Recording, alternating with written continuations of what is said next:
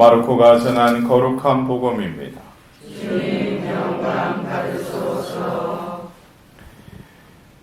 그때 예수님께서 고향으로 가셨는데 제자들도 그분을 따라갔다. 안식일이 되자 예수님께서는 회당에서 가르치기 시작하셨다. 많은 이가 듣고는 놀라서 이렇게 말하였다. 저 사람이 어디서 저 모든 것을 얻었을까? 저런 지혜를 어디서 받았을까? 그의 손에서 저런 기적들이 일어나다니. 저 사람은 목수로서 마리아의 아들이며 야고보, 요새, 유다, 시몬과 형제간이 아닌가? 그의 누이들도 우리와 함께 여기에 살고 있지 않는가? 그러면서 그들은 그분을 못마땅하게 여겼다. 그러자 예수님께서 그들에게 이르셨다. 예언자는 어디에서나 존경받지만 고향과 친척과 집안에서만은 존경받지 못한다. 그리하여 예수님께서는 그곳에서 몇몇 병자에게 손을 얹어서 병을 고쳐주시는 것밖에는 아무런 기적도 일으키실 수 없었다. 그리고 그들이 믿지 않은 것에 놀라셨다. 예수님께서는 여러 마을을 두루 돌아다니며 가르치셨다. 주님의 말씀입니다. 그리스도님 찬미합니다.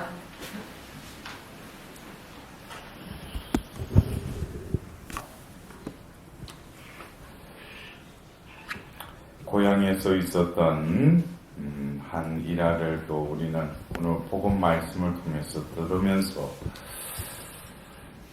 오늘 이 고향에 살던 사람들이 그 안식일에 회당에서 예수님의 그 가르치는 그 말씀과 그 품새를 보고 오늘 이런 말을 하는 것을 이렇게 우리가 엿볼 때 우리는 다시금 이 예수님의 삶이 하나님의 아드님으로서 이 세상에 오셔서 우리가 루카복음에 보면은 총회가 더해갔다 그러면서 키도 커지고 자라났다라는 어떤 그 의미 속에는 나자렛에서 예수님이 생활할 때 그 동네 사람들도 예수님이라는 그 존재가 특출한 존재가 아니었다는 거예요. 평범했다는 거죠. 우리가 그 초대교회 때 보면은 외경이라고 해가지고 여러 가짜 복음을 이렇게 보면은 예수님이 어린 예수님이 뭐 이렇게 신묘한 능력을 드러내는 그런 복음서도 있어요. 예? 어릴 때 보면은 뭐 참새 보고 떨어져라 하서 떨어지고 보면 별의별 어릴 때부터 어떤 기적을 일으키는 근데 그것은 우리 교회에서 그는 외경으로 그러니까 우리가 예수님의 이 삶을 이렇게 보자면 우리가 그 예수님의 오늘 그 고향 사람들이 하는 그 말을 보면은 저 사람이 어디서 저 모든 것을 얻었을까? 저런 지혜를 어디서 받았을까? 그의 손에서 저런 기적들이 일어나다니 여기서는 어떤 예수님이라는 그 존재로부터 그들이 이해하지 못하는 평범하게 자랐던 그 예수님이 어느 날 이제 요르단강 가서 이제 그 세례를 받고 또 광야의 그 유혹을 받고 나서 그리고 나서 다시금 올라와서 그 예수님의 어떤 변화가 있었다는 거예요. 근데 이러한 반응을 볼 때 이 반응은 예수님의 어떤 조금씩 드러나는 신성을 말하고 있는 거예요. 신성. 예? 근데 구체적으로 저 사람은 목수로서 마리아의 아들이며 야고보, 요새, 유다, 시몬과 형제간이 아닌가? 그의 누이들도 우리와 함께 여기서 살고 있지 않는가? 이것은 어쩌면 평범한 가운데 예수님이 살아온 어떤 인척 관계들, 이것은 어떻게 보면 인성의 확고한 어떤 역사적인 배경을 또 이렇게 묘사하고 있죠. 그래서 우리가 이들이 예수님의 그 존재로부터 신성적인 부분도 느끼면서, 또 그러나 그들에게 고정적으로 이렇게 마음속에 있는 것은, 그것은 뭡니까? 어떤 인성적인 부분이 더 강했다는 것이죠. 그래서 우리가 그 초대교회의 이단이 생긴 것을 보면은, 이단들 중에 어떤 이단들은 뭐예요? 예수님의 신성만을 너무나 강조하는 거예요. 예수님은 그냥 육은 지니고 있었지만 하느님의 어떤 신성적인 부분을 너무 부각시킨 거. 또 그리고 어떤 또 이단들은 예수님의 그 인성적인 부분을 또 이렇게 강조합니다. 우리가 믿는 하나님은, 또 예수님은 결국에는 뭡니까? 신성과 인성이 균형을 이루고 있었다는 거예요. 그래서 예수님의 그 공생애를 보면, 예수님이 하나님의 아들이시면 충분히 그 정도면은 충분히 다 하실 수 있는데 왜 그렇게 하실까? 응? 또 어떤 너무나 인간적인 모습을 드러내실 때도 있죠. 그러나 우리가 그냥 겉으로 드러나는 그 예수님의 모습 가운데 그 이면에 또 보이지 않는 하나님의 또 그 현존의 그 모습들. 그래서 우리도 역시 여러분들이 각자가 생각하는 예수님에 대한 이미지는 어떤 이미지를 가지고 있는지. 어떤 이들은 그래요. 예수님의 어떤 신성적인 것만 또 거기에 어떤 중점을 두다 보면 예수님을 부르면서 그냥 기적적인 일만 일어나기를 바랄 수가 있어요. 예? 여러분들 어떠세요? 예수님, 우리가 기도하고 나서 예수 그리스도를 통하여 비나이다 라고 할 때 그 예수님의 어떤 이미지를 가지고 예수 그리스도를 통하여 비나이다 라고 하는지, 우리가 예수님의 그 인성적인 나약함은 예수님의 그 순환과 십자가의 죽음을 통해서 역력히 드러나지 않습니까? 어떻게 하느님의 아들이신지 저렇게 밖에 할 수밖에 없을까? 어떻게 보면 무차임이 어떤 당하는 자로서만 그 비춰지는 그 예수님의 모습. 그러니까 그 이면에는 예수님은 신성과 인성이 분명히 그분에게 있었다는 것이죠. 그렇다면 우리들도 우리의 존재감을 느껴본다면 우리는 분명히 인성을 지니고 있죠. 인간이니까. 우리는 인간이죠. 인성만을 지니고 있지만은 우리는 신앙인으로 또 하나님께서 부르셔서 우리에게 신성을 또 불어넣어 주셨죠. 구약에 또 예수님이 오시기 전에는 그냥 하나님 하면은 그냥 신적인 분, 신으로만 그들은 그냥 신을 그 섬기는 백성으로만 그 위치가 그렇게 그 규정되어 있었지만, 신약에 와서는 똑같은 그런 관계이지만은 이제는 우리가 하나님을 섬길 뿐만 아니라 하나님의 그 존재로 나아갈 수 있는 길이 열렸다는 거예요. 원래 우리의 그 인간됨의 존재는 우리가 교리상에서 하나님의 모상으로 창조되었다. 여러분들 하나님의 모상이라면은 하나님의 닮은 존재잖아요. 하나님의 닮은 존재라면 우리가 하나님의 피조물이지만 다른 피조물들과는 다른 또 다른 독특한 또 고유한 하나님께서 특권을 주셨다는 거예요. 그것이 하나님의 영이 그들에게 머물러 있었다는 것이죠.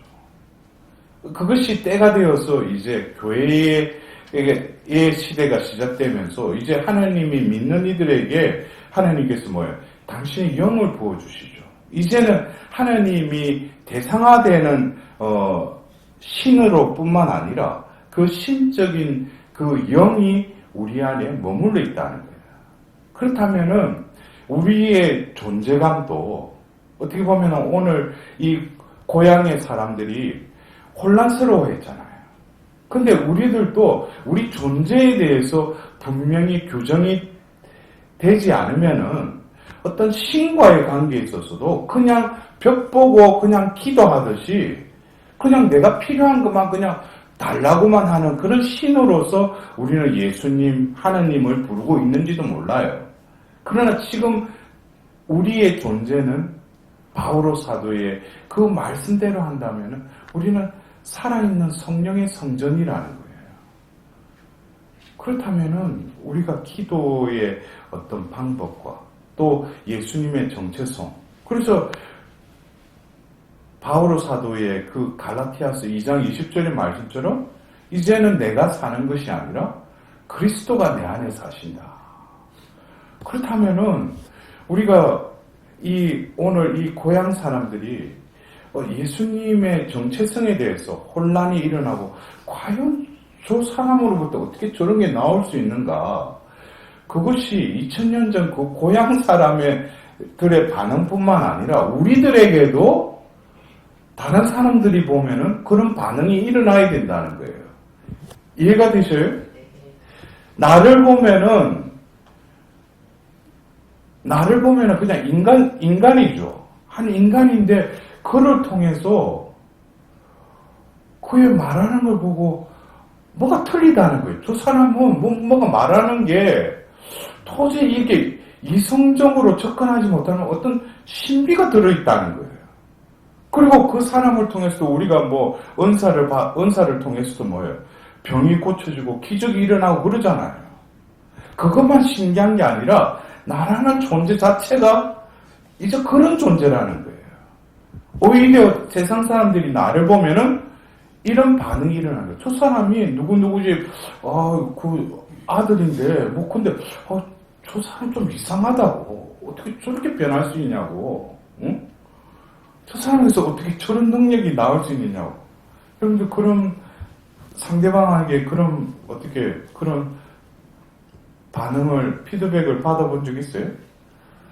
당신이 어떻게 이렇게 나쁘게 됐다기보다도 어떻게 이렇게 타락했냐고 이런 게 아니고 뭐라고 말은 못하는데 겉으로 보면 내가 아는 사람이야. 근데 저 사람이 하는 말이나 그런 어떤 걸 보고 뭐가 틀리다는 거예요. 혼돈이 생긴다는 거예요.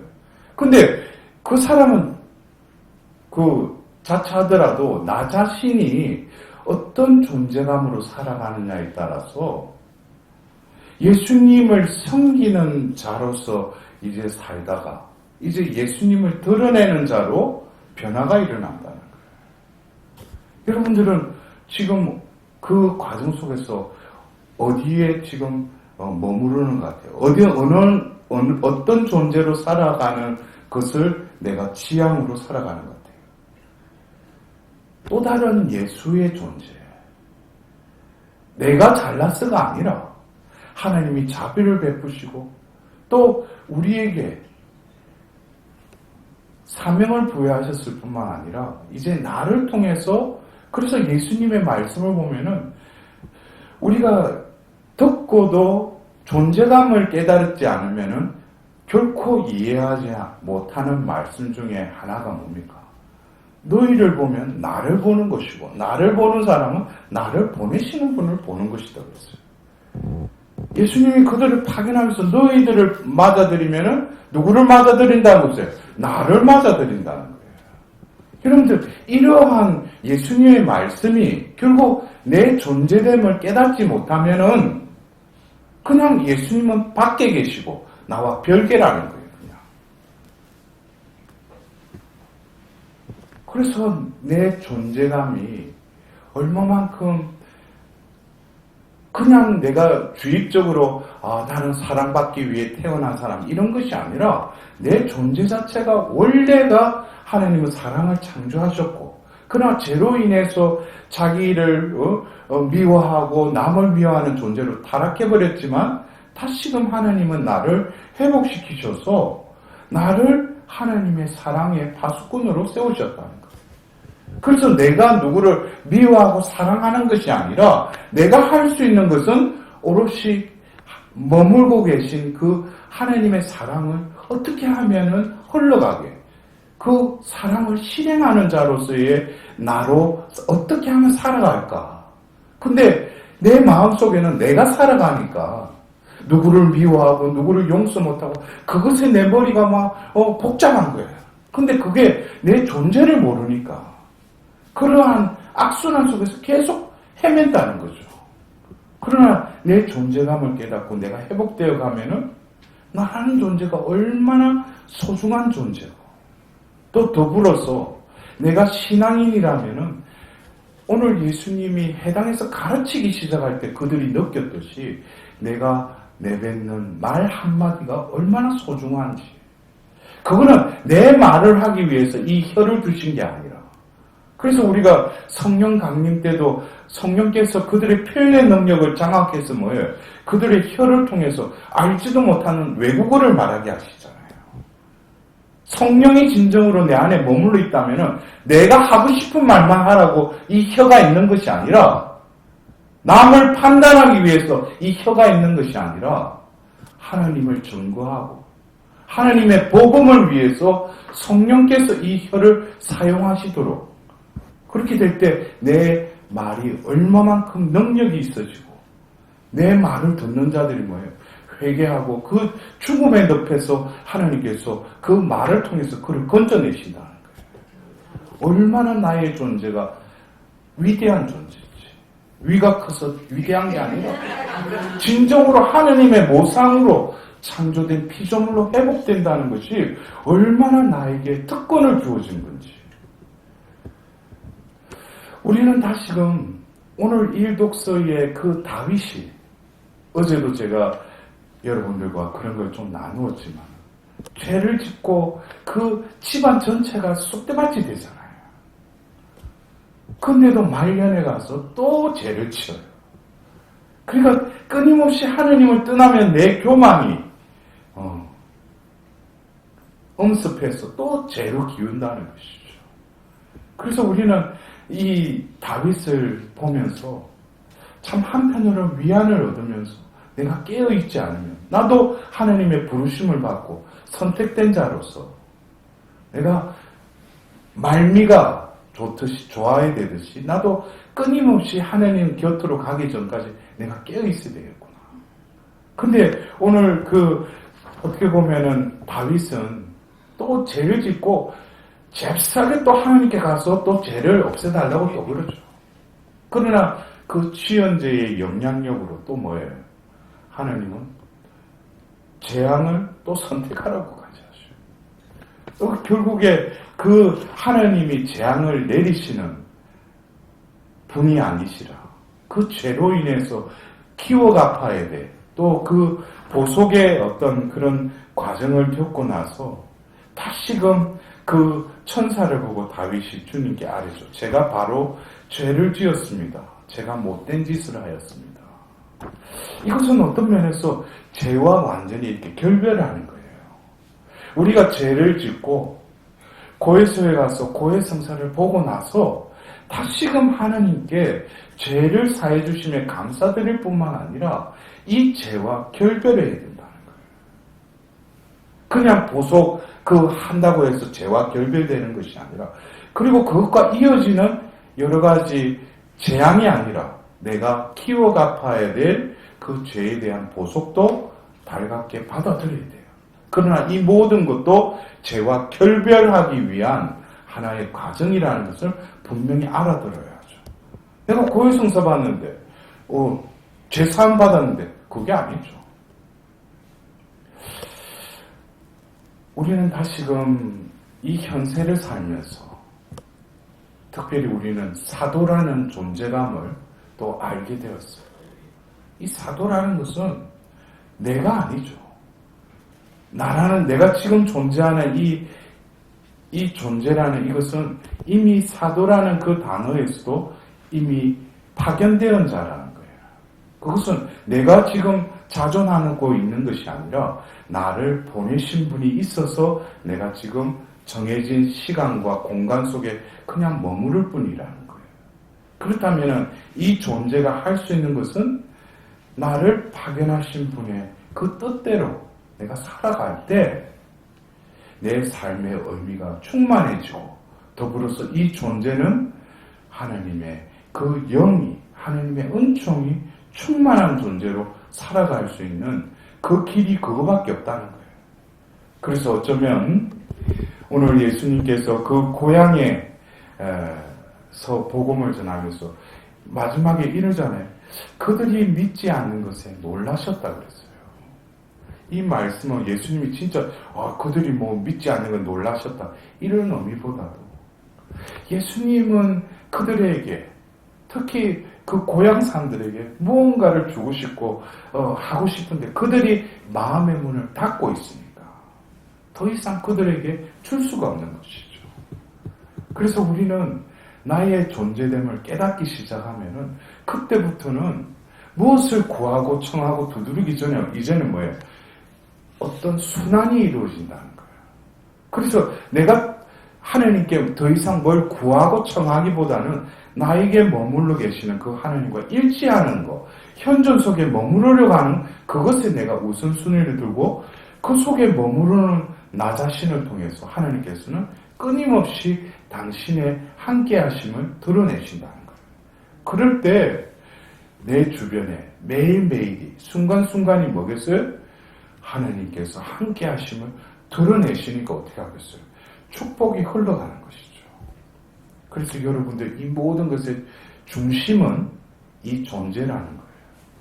존재를 어떻게 이해하고 받아들이고 살아가느냐에 따라서 이 모든 펼쳐진 세상과 이 현상계가 완전히 다르게 해석이 된다는 거예요. 여러분들 다시금 오늘 그 고향 사람들이 예수님을 보고 의아해했듯이 나는 신앙인으로서 몇 해를 살면서 과연 남들이 나를 봤을 때 옛날이나 지금이나 오히려 옛날보다도 더 이상하게 됐다고 그런 말을 듣는지 아니면은 당신이 성당 다니는 분명히 당신은 다른 사람들과 뭔가가 틀리다라는 평판을 듣는지 오늘도 이 미사를 봉헌하면서 주님의 빛 아래서 우리의 존재됨이 진정으로 하나님의 자비로 회복될 수 있도록 우리 자신을 온전히 봉헌드리도록 합시다.